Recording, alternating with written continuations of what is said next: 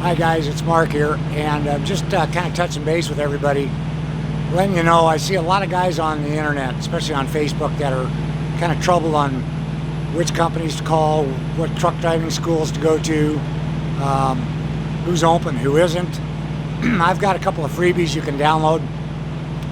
One of them is a list of truck driving schools nationwide, separated by state, and it's got hot links to each company's website so you can get a hold of them, get information from them, find out if that's the one you want to go to.